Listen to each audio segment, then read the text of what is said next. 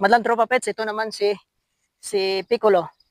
Ito si Piccolo, ang pinakamahiyain sa kanila. Siya ang mas pinakamaiksi na balahibo sa kanila. Yan si Piccolo. Brindle ang kanyang kulay, pero napakabait nito. Siya ang pinakamahiyain at matakutin sa kanilang lahat.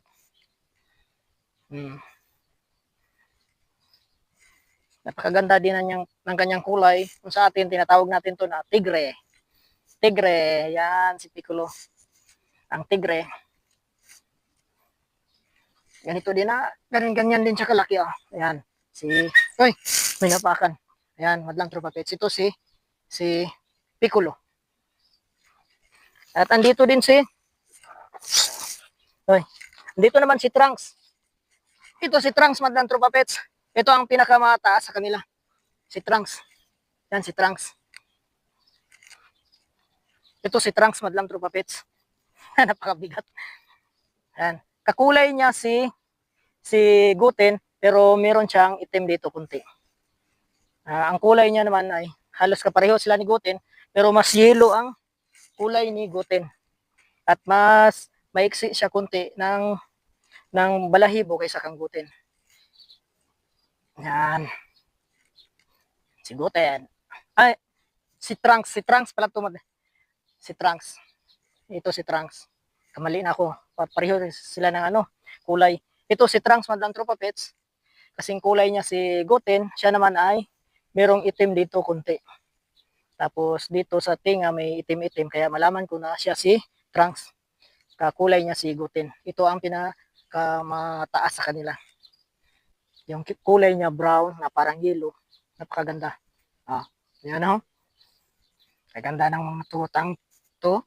Mga tutatings na to. Ang ganda-ganda. Yan. Ganito din siya kalaki, madlang tropa pets. Ayan.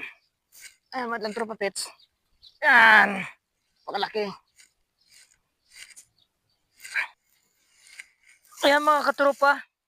Ito si Gohan. Ito si Gohan, madlang tropa pets.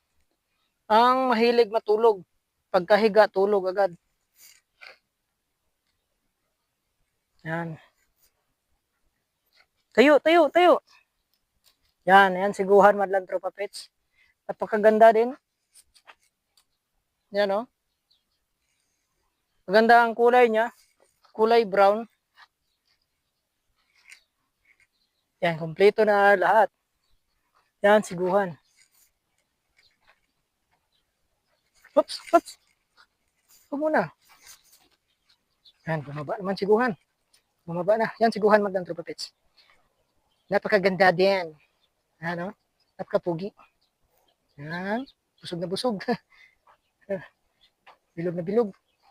Si Gohan ay bilog na bilog din.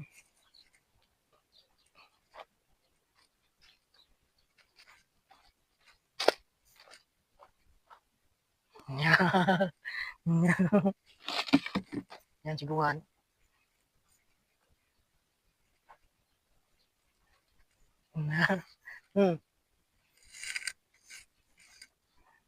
Yung mga katropa, hanggang dito lang ang episode natin ngayon. Huwag kalimutang i-share ang video na to. At salamat sa mga nagpakulay lagi dyan sa comment section. Maraming salamat sa lahat ng mga nagbigay ng suporta. Maraming salamat. Hanggang sa susunod nating episode, kita-kits muli. Bye-bye.